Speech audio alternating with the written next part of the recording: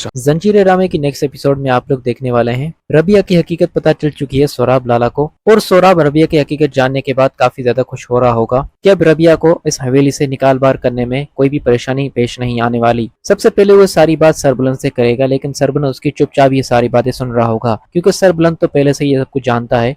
लेकिन सोराब लाला को लगता है कि सरबुलंद कुछ भी नहीं जानता और मैंने रबिया की इन्फॉर्मेशन देके बहुत बड़ा काम किया है। लेकिन सरबुलंद उससे यही कहेगा ये बात हमारे लिए इतनी जरूरी नहीं है, हमारे लिए पहले ये बात जरूरी है कि बानो कहाँ है, अब तक बानो की कोई खबर क्यों नहीं आई और अब तक बानो की कोई लाश भी नहीं मिली। ये बात सुनकर सोराब लाला धरा का धरा रह जाएगा और उसके पास अपने डिफेंड में बोलने के लिए सरबुलंद के सामने कोई भी अल्फाज नहीं होगा और वो अपना सर नीचे झुका देगा क्योंकि वो समझता था कि रबिया की हकीकत बताने के बाद सरबुलंद उसे फौरन से इस हवेली से निकाल देगा।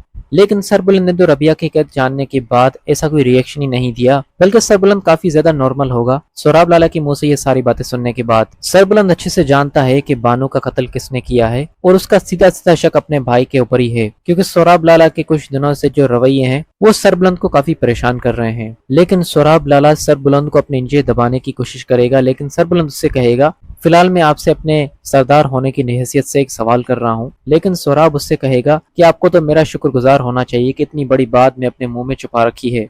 अगर मैं गांव में उस लड़की की हकीकत के बारे में बता दूं तो पूरा गांव उसे धक्के देकर इस घर से निकाल देगा और तुम कुछ भी नहीं कर पाओगे। जिस पर सरबुलंद उससे यही कहेगा कि मेरा सवाल अभी भी वही है, आपको बानो की तलाश करनी चाहिए ना कि जरमाला की। जब सरबुलंद के सामने सोराब की बात की कोई वैल्यू नहीं होगी तो सोराब अकेले में जाकर और बंदूक उठाकर अपना सारा गुस्सा वहीं पर उतार देगा क्योंकि उसकी बात सुनकर सरबुलंद ने उसकी बात को रद्द कर दिया।